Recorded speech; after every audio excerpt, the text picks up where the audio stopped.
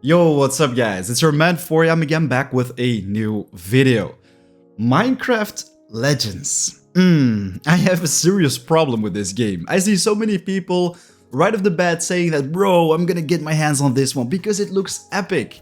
Guys, wake up! We've only seen 14 seconds of gameplay so far. You cannot know if the game is gonna be nice. If it's gonna be bad, we don't know either. But one thing is for sure, we have absolutely no clue what Minecraft Legends is gonna be about. So in this video, I want to analyze all the things. The 14 seconds of gameplay, check out all the details you probably missed in it, check out the new mobs we can expect, and also what the gameplay is gonna be like, which games might be similar to it, just like Zelda Breath of the Wild, Pokemon Legends Arceus. Maybe it's gonna be something entirely different, but in this video we're gonna search for answers together, see what we can find. So let's get right to it. Okay, so here we are once again on the announcement video. So we're gonna analyze every bit of information which I find valuable, things interesting to talk about, including the cinematical stuff, guys, because you won't be able to see much right there, but there are some little hints hidden in the cinematical shots, so we're gonna talk about all that, including the 14 full seconds of gameplay, so let's check it out.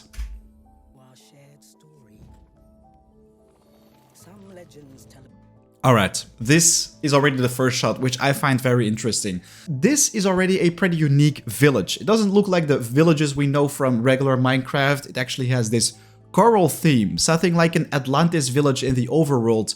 And right in the middle of it, we have a huge structure, some kind of tower or a pylon even, with a beacon on top of it. And right in front of it, we have a chest as well, which we're gonna get to in a second.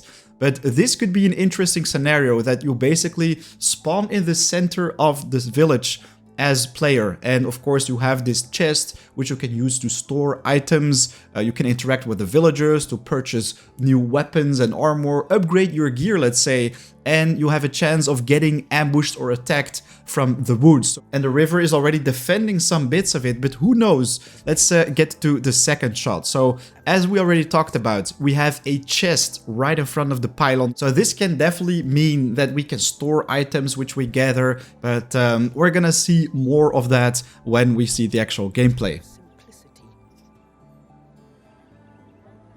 In this shot, we only see some happy villagers. They don't really learn us anything new other than the fact that they are living in a village, which we haven't seen yet in Minecraft. It's definitely a new building style.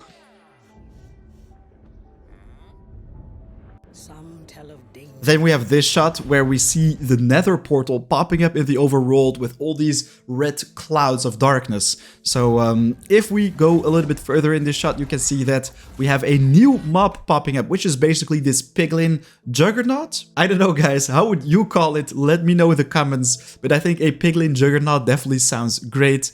So we have these small piglins. I think they look pretty cute, but the big guy with a huge mace, you can also use this one to, let's say, throw it very far away with a chain. And right here we also have a tower popping up, but then in the distance, so in the front we have all the smaller guys, but in the distance you see the big one running towards us. If we go back a couple frames, we see this very shot before the Juggernaut pops up, let's say. The piglin to the right basically wears some kind of stick, an iron burning stick, also a new type of weapon which we haven't seen yet in Minecraft. Maybe it's a blaze rod, we don't know, but it would be cool that we see the little piglins fighting with, let's say, very hot iron sticks. It would be pretty interesting to see. So the hordes of piglins are getting out, and of course the creatures of the overworld, the rabbits, the villagers are getting scared, running away from the portal. But then we have these two allies, both a blue and a yellow one, which we haven't seen before. They're both flying to this portal, and if we just pause at this very place, guys, this is another very interesting shot, guys. Many people already think because of this that Minecraft Legends is going to be a massive open world, just like Pokemon Legends Arceus, Zelda Breath of the Wild, and other similar games. Can we expect that to happen? It would be super cool. I personally would love that. I mean, how awesome would it be if you can just run on horseback and go from A to B, gather resources, chop down trees, break nodes of minerals, let's say, to get your hands on new resources and upgrade your gear while you're at it. Maybe also craft some structures, which we're gonna get to in a second with the gameplay. But if we just analyze this, we have different pylons popping up here and there on the map. We already have 2 right next to our base, but it's very difficult to determine if it's going to be open world or not. This is still a cinematical video, guys. This is not actual gameplay. Maybe we're going to have invisible borders on the edges of the world, or we're going to have natural walls which basically prevent us from going outside of the playable area. Anyways, I really like this shot and it would be super cool to see something like that popping up. But guys, keep your eyes open because this already looks beautiful, but with the gameplay, the graphics, the shell shading, I think it looks a lot less cool. But let's move on. So we have the player running on horseback right here. And we have the alley, both the yellow one and the blue one, flying right in front of it right now. But if you look at the player, it's basically wearing some kind of cage on the side of the horse. And this is some kind of flame artifact. Maybe we can use this one to throw fireballs or something. Once again, a very interesting thing to talk about. But you're gonna see more of that in the coming seconds of this cinematic. So right here we have the player running past a zombie villager. And if we go to the next frame, we see even more creatures of the overworld.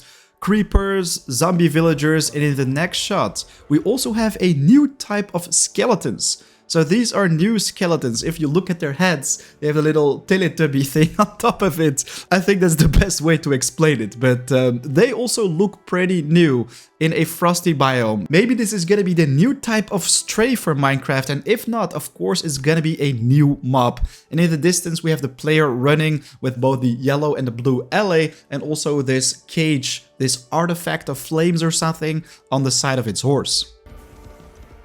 But right here we have the player marching to the portal, let's say, along with all the other creatures. And what I think is very nice to see is that you have an overview of all the new creatures, let's say. Not only the new design of the skeletons, the zombie villagers, let's say, which look a lot friendlier in comparison with how they do in regular Minecraft, but also these stone golems in the very center on the right side of the player, as well as this spiky little pumpkin creature on the left, which we're both gonna see with some gameplay in a second. So they're running to the Nether portal to basically defend the overworld, but this is the very first gameplay scene you see.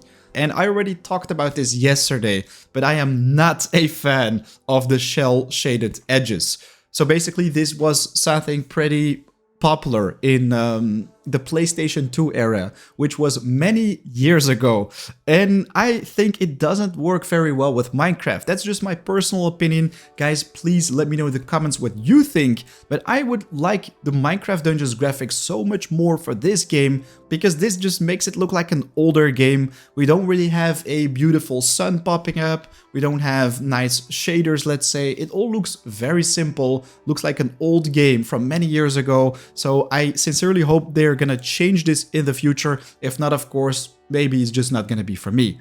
Anyways, enough crying about the graphics from my end. Let's focus on the gameplay. So we already have a pretty small render distance. This is something that I noticed right off the bat. With the cinematical footage we saw a couple seconds ago, we had like an infinite render distance. Of course, this game is also going to be optimized for Nintendo Switch and all the other platforms. No mobile, by the way. We talked about this in the comments of my previous video. That was an error. No mobile release confirmed so far. But it has a smaller render distance, which reduces the immersiveness in my opinion. But let's hope this is just in the alpha testing stage and they're gonna make this one a lot further, because how cool would it be if you can actually see the mountains in the distance and you can, I don't know, see the sun coming up behind it and have these beautiful looks, the beautiful shaders popping up on your face, let's say, can definitely give a very nice immersive experience. Random generation, is that something we can expect? Would be very nice. I mean, we talked about this earlier with Minecraft Dungeons as well. If you have randomization in, for example, the tower, if it's going to be in the overworld, you have random seeds, random places you have to defend, so every playthrough is going to be different that would be very nice as well. I'm just thinking of this because if you play level X all the time, you will always see, let's say, that huge tower in the distance, which, by the way, I think looks very nice. That natural tower, the big pylon, let's say, looks really cool. But let's move on to the next shot. So this is the next one with a ocean temple in the distance. We saw this one in the cinematical footage as well. So let me just get back a couple seconds. So that's basically what you see right here. The biome is different though, so maybe they're going to use this particular temple every single time when you spawn in a level. So it's always going to be ocean themed, let's say, because this is a plains biome within the distance some spruce trees. While if we go back to the gameplay, this is just a rocky biome within the distance some, jungle trees. That's, I think, what I can see right there with many rock formations as well. Anyways, the player is walking on horseback, so you can tell that we can have a mount in this game. Maybe we will always be on horseback. We don't know yet, but if it's going to be a massive world, I think that's going to be the most convenient way to travel around. And right in front of the player, oh wait, that's a little bit too far. But right in front of the player, we also see a cat popping up. There was a cat, right? Is that a cat? I think it's a cat. Maybe it's a beaver or something. Anyways, on to the next shot, guys. This one is very interesting. So, the player basically put... I think the player did this. So we have chests on the floor. I think the player just put them right there to let the allies get out of it and deconstruct this tree. Let's just replay that shot because it was very short. But the player is standing with a horse. It's not doing anything. The chests are open and they're also sparkling, making the same particle effects popping up like the allies do when they deconstruct this savanna tree. Look at that. So we can expect some gathering in this game, some gathering of resources like wood, stones. We also have some kind of iron on the side, and this is definitely a new type of iron which we haven't seen before. Maybe it's gonna be dark iron, who knows, guys. It's the Nether versus the overworld after all. Many new things can pop up. And in the distance, in the top left, this is the first time I see it, by the way, we have this huge thing. I don't know what it is. It is like a massive tree, or maybe it's a huge castle. But this is once again something pretty interesting to talk about. And also the trees right next to it, they are pretty big. They have all these different plateaus, let's say. And there is another one in the distance. So they do look pretty cool in my opinion. Then on the next shot, we have the player constructing a base. Once again with the help of the allies. So if we just play...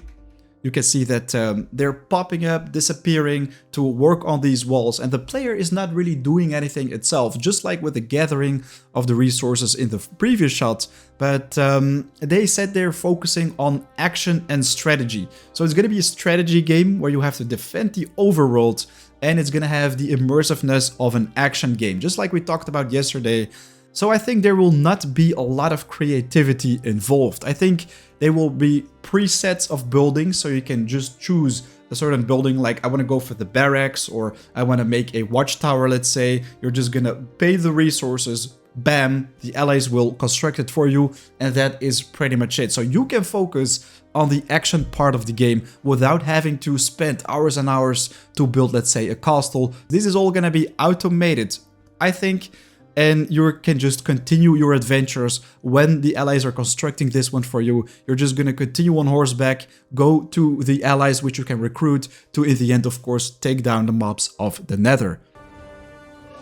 So this, once again, are two new creatures, two new mobs in the Minecraft universe, let's say.